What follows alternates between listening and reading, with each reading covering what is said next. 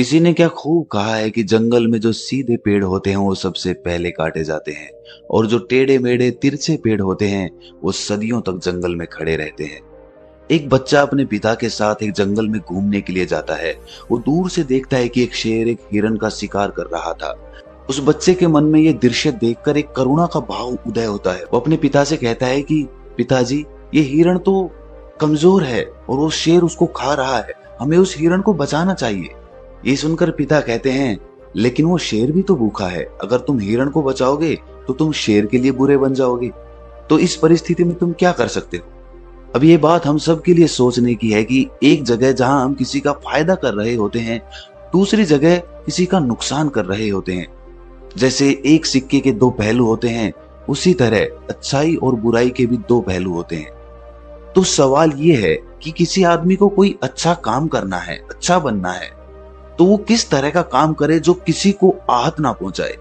तो आज की जो कहानी मैं आपको सुनाने वाला हूं, उसमें आपको कर्मों का पूरा ज्ञान मिलेगा कि असल में कर्म क्या है और कर्म, अच्छे कर्म क्या होते हैं। इससे पहले कि आप इस कहानी में खो जाएं, इस चैनल को सब्सक्राइब जरूर कर लें। तो चलिए कहानी शुरू करते हैं। बात उस समय की है जब गुरुकुल में शिक्षाएं हुआ करती थी। मतलब गुरुकुल में बच्चे सीखने के लिए जाते थे, वहीं पर रहते थे, वहीं पर प्रकृति का आनंद लेते थे और वहीं पर अपनी शिक्षाएं ग्रहण करते थे। ऐसे ही वेणुवन गांव का मोहन नाम का युवक गुरुकुल में पढ़ाई करने के लिए जाता है। उसके माता पिता उसे बचपन में ही उस गुरुकुल में भेज देते हैं। गुरुकुल में जाने के बाद बहुत सालों तक वो अपने सहपाठियों के साथ बहुत अच्छी अच्छी शिक्षाएं ग्रहण करता है। उसे वहां पर जीवन के सिद्धांत सिखाए जाते हैं। उनमें से एक सिद्धांत ये सिखाया जाता है कि हमेशा भलाई का काम करो, अच्छा काम करो, सबकी मदद करो। ये ज्ञान मोहन के दिमाग में बहुत गहरे से बैठ गया था। इसीलिए जब वो वापस गुरुकुल से अपनी शिक्षा ग्रहण करके आया तो वो अपने गांव में सबकी मदद करता था, हर किसी का काम करता था। कोई भी युवक उससे कोई काम करने के लिए कहता तो वो मना नहीं करता था। लेकिन जैसे जैसे समय बीतता गया, एक दिन उसने अपने कानों से छुपकर सुना कि गांव के कुछ युवक उसका मजाक बना रहे हैं। वो सब कह रहे हैं कि वो तो फायदा उठाने के लिए है, उसके तो मजे लो, उसका लाभ उठाओ जितना हो सके। वो किसी के काम को मना नहीं करता, वो दूसरों का काम करने के लिए अपना काम भी छोड़ देता है। बताओ कितना मूर्ख है। ये सुनने के बाद मोहन के कानों में खून उतर आया। वो निष्पक्ष भाव से सबकी मदद करता था, सच्चे दिल से करता था, लेकिन बदले में उसे क्या मिला? ये सुनकर उसका दिल सहम गया और उसने मन ही मन में निश्चय किया कि आज के बाद वो किसी की भी मदद नहीं करेगा। और अब मोहन गांव का ऐसा युवक बन चुका था जो किसी की मदद नहीं करता था। चाहे कोई कितनी भी परेशानी में क्यों ना हो, मोहन को कोई फर्क नहीं पड़ता था। मोहन का ये बदलाव देखकर सब गांव वाले आश्चर्यचकित रह गए। कल तक जो दया का सागर था, इतना दयालु था, कुछ ही समय में इतना निर्दयी बन गया। ये देखकर मोहन के माता पिता को भी उसकी बहुत चिंता हुई।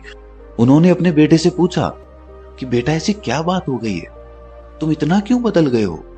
तो मोहन ने कहा, इस जमाने में किसी की भलाई करके कुछ हासिल नहीं होता। ये बात मैं महसूस कर चुका हूं।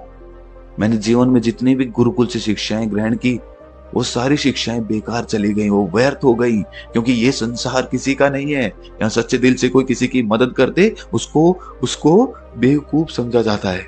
और ये कहते कहते मोहन वहीं पर रोने लगा। और इसके बाद मोहन बहुत परेशान रहने लगा। उसके माता पिता पहले वाला मोहन चाहते थे, वो वही मोहन चाहते थे जो सब लोगों की मदद करता था। लेकिन उनका बेटा कहीं दूर निकल चुका था। दिन ब दिन हालत और भी गंभीर होती गई।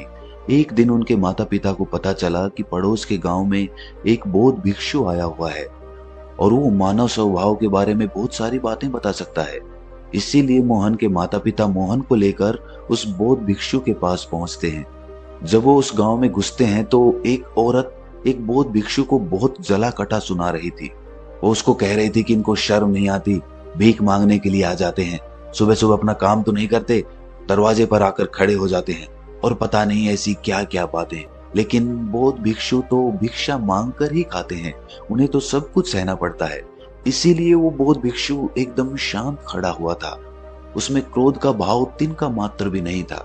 और जब उस भिक्षु को उस घर से भिक्षा नहीं मिली तो वो दूसरे घरों की तरफ निकल गया। ये सारा दृश्य मोहन भी देख रहा था। इसके बाद उसके माता पिता कुछ गांव के लोगों से पूछकर उस बौद्ध भिक्षु के ठिकाने पर पहुंचते हैं। वहां पर पहुंचकर वो देखते हैं कि ये वही भिक्षु था जो गांव से भिक्षा मांगकर वापस लौट आया था, जो गांव में भिक्षा मांग रहा था और जिसे वो औरत जली कटी सुना रही थी। उसे देखने के बाद मोहन और उसके माता पिता ने उसे प्रणाम किया और वो वहीं पर बैठ गए। उसके बाद मोहन के माता पिता ने सारी परिस्थिति उसे बयां कर दी। उन्होंने अपने बेटे का जिक्र करते हुए बताया कि ये हमारा बेटा पहले बहुत दयालु हुआ करता था, सबकी मदद करता था, लेकिन अचानक पता नहीं ऐसा क्या हुआ कि अब ये किसी की मदद नहीं करता। कोई इसके सामने मर भी रहा होता है तब भी ये बिल्कुल उसे पानी भी नहीं पिलाता। ऐसा स्वभाव हो गया है इसका। हम कुछ समझ नहीं पा रहे कि ये बदलाव अचानक से हुआ कैसे। इससे पहले कि वो बौद्ध भिक्षु को जवाब देता, वो औरत जो गांव में उस भिक्षु को जली कटी सुना रही थी, वो अपने बेटे को लेकर वहीं पर पहुंच गई और हाथ जोड़कर उस भिक्षु से प्रार्थना करने लगी कि मेरा बेटा बहुत बीमार है, अचानक से इसे बुखार आया और गांव के लोगों ने बताया कि आप इसकी मदद कर सकते हैं, कृपया करके मेरे बेटे को ठीक कर दीजिए। ये सुनकर वो बौद्ध भिक्षु तुरंत उस बच्चे का उपचार करने में लग जाता है और कुछ ही देर बाद औषधियां देने के बाद वो बच्चा बिल्कुल स्वस्थ हो जाता है। ये सब देखकर वो औरत उसे कुछ भिक्षा देकर प्रणाम करके वापस लौट जाती है। ये सारा दृश्य मोहन भी देख रहा था। मोहन के मन में एक सवाल उठ रहा था और जब वो इसका कोई जवाब नहीं ढूंढ पाया तो उसने उस बौद्ध भिक्षु से पूछा, शायद आपने पहचाना नहीं, ये वही औरत थी जो आपको जली कटी सुना रही थी, जो गांव में आपको भिक्षा देने से मना कर रही थी। शायद आपने उसे पहचाना नहीं तो आप उसकी मदद नहीं करते। ये सुनकर वो बौद्ध भिक्षु मुस्कुराने लगता है। उसके बाद वो बौद्ध भिक्षु मोहन को बताता है कि दूसरों की अच्छाई करने से कुछ अवस्थाओं में दुख मिलता है, लेकिन अगर तुम कर्मों का सिद्धांत समझ लेते हो तो अच्छाई और बुराई, इसके सारे भेद तुम्हारे सामने स्पष्ट हो जाएंगे। मैं भली भांति जानता था कि ये वही औरत है, लेकिन मैंने बिना कोई द्वेष का भाव रखे हुए वही किया जो मेरा कर्तव्य था। जब आप किसी की भलाई या किसी की अच्छाई बिना किसी लालच के करते हो, बिना किसी बदले के करते हो, बिना किसी द्वेष के करते हो, वही अच्छाई होती है। लेकिन अक्सर हम लोग जब किसी की मदद करते हैं तो हमारे मन में यही भावना बन जाती है कि बदले में वो इंसान भी मेरी मदद करे, लेकिन जरूरत पड़ने पर जब वो हमारी सहायता नहीं करता तो हमें दुख होता है। इसीलिए किसी भी इंसान के साथ बिना कुछ पाने के भाव से उसका भला करो और उतना ही भला करो जितना तुम्हारा सामर्थ्य हो, मतलब तुम्हारी आर्थिक और शारीरिक क्षमता के हिसाब से, ताकि कल को अगर वो इंसान तुम्हारे साथ पूरा व्यवहार भी करे तो तुम्हें उसका खेद ना हो, उसका पश्चाताप ना हो कि मैंने तो इसके लिए इतना कुछ कर दिया और ये मेरे साथ अब ऐसा व्यवहार कर रहा है। इसीलिए किसी का उतना ही भला करो जिससे तुम आहत ना हो। दूसरी बात, किसी दूसरे परिवार के झगड़े के बीच में तुम कभी मत पड़ना। अगर कोई पति पत्नी आपस में लड़ रहे हैं और वो पति अपनी पत्नी को पीट रहा है और तुम उसे बचाने के लिए पहुंच जाते हो कि तुम भाई औरत को क्यों पीट रहे हो, तो ऐसा करना तुमको संकट में डाल सकता है, क्योंकि वही औरत जिसकी तुम मदद करने के लिए गए हो वो ये कह सकती है कि ये हमारी आपस की बात है, तुम्हें इससे क्या लेना देना, और इसका तुम्हारे पास कोई जवाब नहीं होगा। इसीलिए दूसरे के फटे में कभी टांग मत डालना। अगर ऐसी स्थिति कभी पैदा हो जाए, कोई तुमसे मदद मांगे तो दरबारियों तक खबर पहुंचा दो, अदालत उसका फैसला करेगी। तीसरी बात, अपने विवेक का इस्तेमाल करो।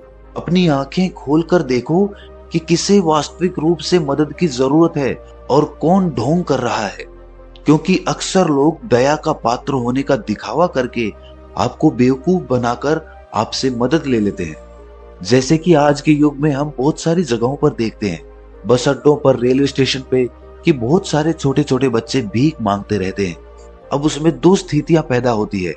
अगर आप उनको भीख देते हो तो आप भीख मांगने को बढ़ावा देते हो, और अगर भीख नहीं देते हो तो वो बच्चा शायद आज खाना भी ना खा पाए। इसीलिए ऐसी स्थिति में आपको अपने विवेक का इस्तेमाल करना चाहिए। आप उसको पैसे देने की बजाय खाना खिला सकते हो या कुछ किताबें दिला सकते हो। इसीलिए सही तरीके से मदद करने के लिए विवेक का होना बहुत जरूरी है, वरना तो आपके धन का दुरुपयोग ही होगा।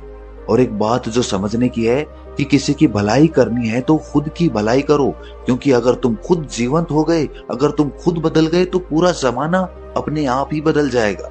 इसीलिए कहीं आपने अपने मन में ये भ्रम तो नहीं बना रखा है कि मैं तो अच्छा इंसान हूँ और मैं दूसरों की मदद करता हूँ।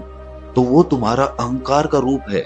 इंसान कभी भी आखिर तक पूर्ण नहीं होता, और जो अपने आप को पूर्ण समझ रहा है वो धोखे में है। इसीलिए दूसरों को बदलने की बजाय खुद को बदलने पर ध्यान दे।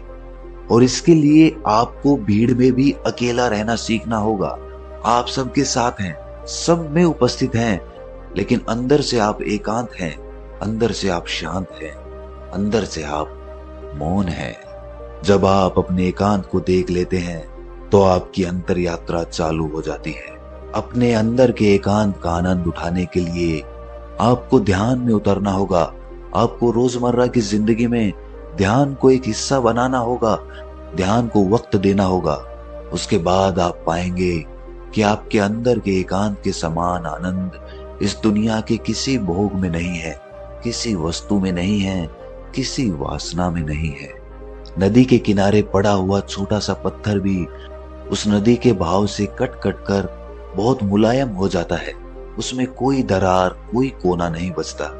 उसी तरह ध्यान के निरंतर भाव में बहने से उसी तरह निर्मल हो जाता है, जिसके बाद हम किसी भी चीज को महसूस कर सकते हैं, जिसके बाद हम वर्तमान का मतलब समझते हैं, जिसके बाद हमारे अंदर करुणा का उदय होता है।